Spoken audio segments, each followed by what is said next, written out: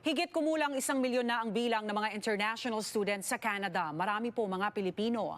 Pero ang International Student Program ng bansa kamakailan, nagkaroon ng mga paghihigpit. Mga pagbabago sa polisiya na ayon sa isang eksklusibong poll ng Omni at Leger, suportado ng maraming immigrants sa bansa. May report si Paula Saraza. Nag-Canada ako kasi sabi ng marami na madali nga yung student pathway sa Canada and very open yung Canada. So ang nasa isip ko nung pumunta ako dito is it's an open country and maraming opportunities. Ito raw ang rason ni Mary Alexandra Carles kung bakit niya pinili ang Canada. Isa siya sa maraming mga Pilipinong international students sa bansa. Pero kamakailan ang immigration program na pinasukan nila, naging sentro ng batikos at nakaranas ng sunod-sunod na mabibigat na pagbabago. Actually, nung time na yun, nag-panic kami. Really worry ko after is like, kung yung program ko ba kasama doon. Ilang paghihigpit sa programa ang inanunsyo ng federal government, gaya na lamang ng paglimita sa tatanggaping estudyante at reforma sa post-graduation work permit eligibility.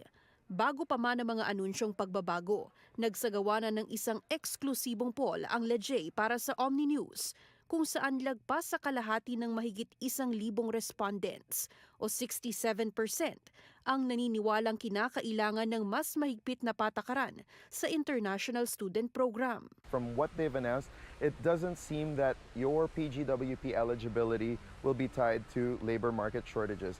They did add a requirement, a language requirement component, when you're applying for a PGWP, which works to your advantage if you're an international student, because you will eventually have to do this anyway in order to qualify for most PR pathways. Naging open ang Canada, may mga naging abusado. Ayun lang talaga, damay ang lahat. Hindi man apektado sa pagbabago sa programa ngayong may PGWP na. Aminado ang magpartner na sina Abby Dalida at Haris Acta na nangangamba pa rin sila sa mga sorpresang anunsyo mula sa gobyerno, lalo ngayong mainit na paksa ang immigration. Sana maging considerate pa rin, lalo na sa mga nandito na or yung mga papunta talaga na plan na mag-plant ng roots dito.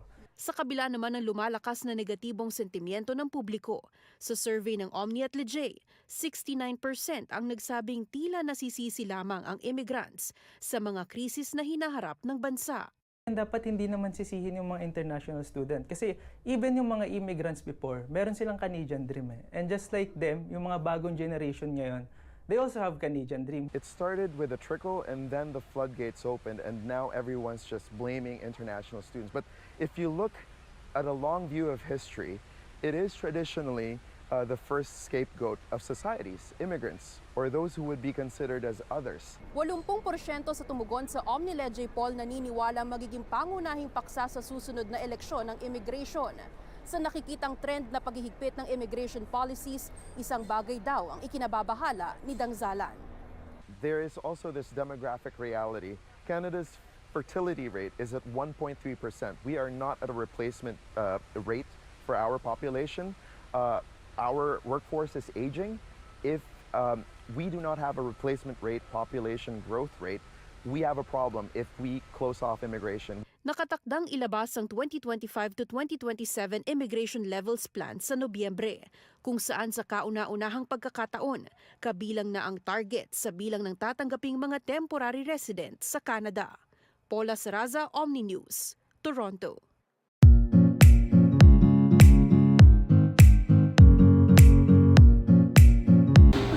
So yun mga guys, dito tayo sa Big Ben, sa Seaton. Malapit lang to kila Lawrence. Big Ben, Uncle Ben. Oh, Uncle Ben pala. Malapit lang to kila Lawrence. Dito tayo magla-lunch. At habang nag-aantay tayo ng pagkain natin, hingin natin yung mga kanilang opinion. Mga international students sila at open work permit. Hingin natin yung kanilang opinion tungkol sa mga pagbabago na nangyayari dito sa loob ng Canada. Oh, i-share niyo yan. Yung sa ano naman, as open work permit holder, I think wala naman, hindi naman, siguro good thing na nandito na kami. So, medyo hindi siya yung garalgal kami. Unlike yung mga nasa Pilipinas pa lang na mag-a-apply or nasa ibang bansa na mag-a-apply. Kasi yun talaga yung pinaka-affected. Kasi yung mga nandito na, based to sa understanding ko and don't dash. And based sa understanding ko and sa mga nababasa ko nga is hindi affected yung mga nandito na, yung mga current. So, siguro ang tanging changes lang na affected yung mga student na nandito is yung kailangan merong yung nadagdagan na sa proseso para mag-apply ng PGWP is yung English language test. Self-pit or IELTS. Pero the rest, parang hindi naman totally affected. Yun yung based sa recent na Pero ano nilabas na naman, 'di ba? Yung IELTS naman parang kahit naman dati party na yun, 'di ba? Yeah, oo, part siya dati talaga nung pag nag-apply ka ng student permit. Pero kasi nga nung after or during ng pandemic, then after nun, up until now, is tinanggal nga nila yun sa mga certain countries na ang mode of language sa pagtuturo is English, which is Philippines is ganun. So, ngayon, dinagdagan lang naman nila yun sa pag-apply ng PGWP. Pero I think okay din naman, para din masala kanila. Parang ganun.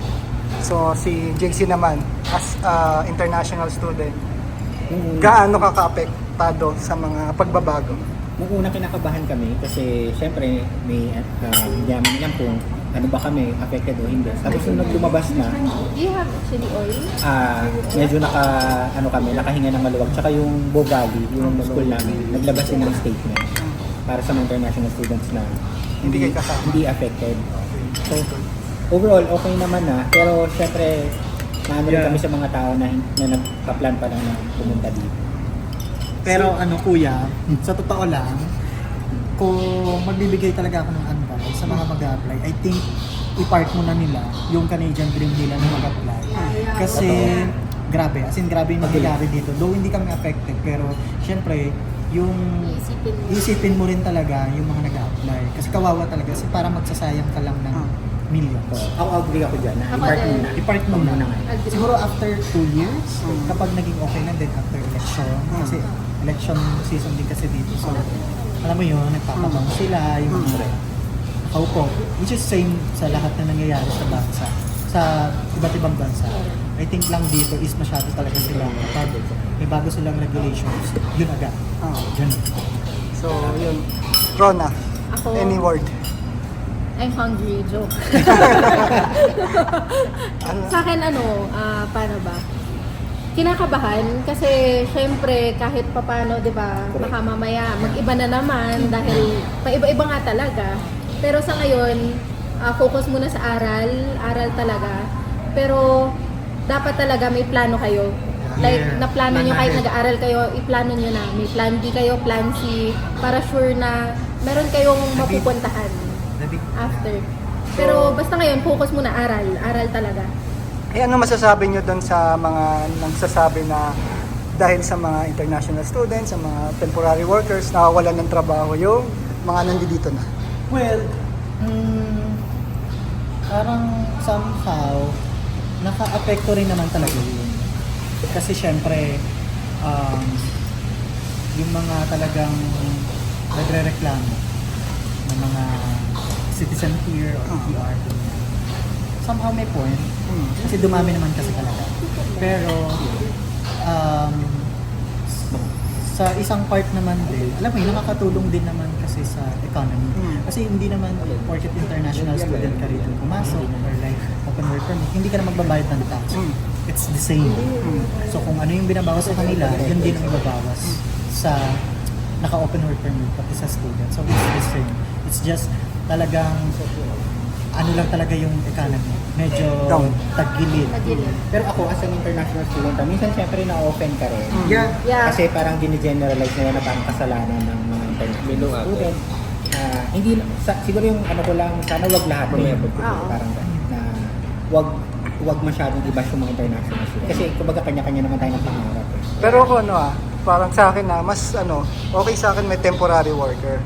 Kasi syempre, may mga trabaho kasi na hindi kayang gawin. Ibig sabihin, hindi tumatagal yung mga locals Maalis din sila. Correct. Unlike sa mga temporary workers, syempre, may pangarap ka dito. Minamahal mo talaga, especially Pilipino, minamahal talaga natin yung trabaho dito. Correct. Iba tayo magtrabaho, very dedicated. Siguro yung iba na yung may 3 or higit pang trabaho, siguro sila yung dapat mag-slow down, no? Yeah, tama. Ano muna? Pagdating naman sa pag-aaral, di kayo apektado. Okay naman. Hindi nakaka-stress, ganyan. Madali. Madali. Char. Siyempre mahirap din. Hindi, siyempre, di ba, iisipin mo pa yung mga pagbabago, tapos yung academics nyo. Minsan siya ng pressure, tsaka minsan ang dami pang isipin, yung mental health mo din, minsan nagsasuffer. Pero ako, buti na lang kasama ko yung partner ko, si Ron, kasama niya yung partner niya. So nakaka-add siya ng support, ng extra help and extra support. So, Time management lang rin talaga.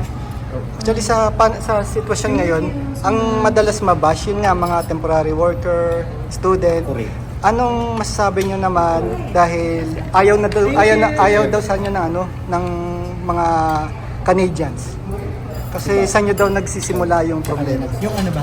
Hindi, ang tanong ko, sa sitwasyon ngayon na ayun nga, mga pagbabago, may mga Canadians na nagsasabi na ang sinisisi nila, kayo nga, ayaw na daw sa inyo ng mga Canadians. Unlike dati, di ba yung Canada, wini-welcome nila yung welcome sila sa mga immigrants, pero ngayon parang ayaw na nila. Well, ano rin naman talaga, you need to, think both side. Bakit ganun yung nararamdaman nila, nafe-feel nila, ganyan. Pero kasi, kung titignan mo rin naman, may ibang temporary worker na yun lang yung may kaya. Which is sa mga citizen na dito, hindi sila eligible para gawin yung trabaho. Kaya kumukuha din talaga ng temporary worker dito sa Canada. So, yung comment ko lang naman dyan, I think talagang simpatya pa rin naman yan doon. Pero at the back of my mind, yung temporary worker kasi yung may kaya, yung eligible to do yung worker. Saka, sa totoo lang may mga citizen din kasi talaga na picky in terms of food. I mean, nothing against. Pero kaya yung mga temporary worker and yung mga international student, yun ang kumukuha ng trabaho. Kaya siguro, nakukuha, nasasabi ng mga citizen. So, nothing against, don't bash us. Pero, yeah, we get it, we got the point, something. Pero sana, naintindihan din nila na pumasok din dito yung mga kagaya namin, or yung international student, naka-open permit. Kasi, kung ano yung tax na binabayad nila, yun lang yung tax na binabayad nila ng mga newcomers. Nice. So ayun, bago tayo kumain, any last word? let's be kind to each other. Yeah, tama. Don't bash mga guys kasi Tulungan. especially ako, galing din ako sa pagiging international student. So yung puso ko ay nasa kanila. So ayun nga, sa mga gustong mag-aral dito, wag muna. Park muna, park. Park nyo muna yan. Yeah. Ayun. Kung ano kayo, nagmamandala, mag-business muna talaga kayo. Or Ipon na lang muna. or ibang country na maluwag. So wag silang maniniwala dun sa mga agency na patuloy pa rin yung pangungumbinse na pumunta dito. Kasi park nyo muna. Kasi syempre kami na-experience. Oo, sila na-experience Ang hirap nila. din maghanap ng trabaho. So ayun. Ayun lang, so kain na na. Bye-bye.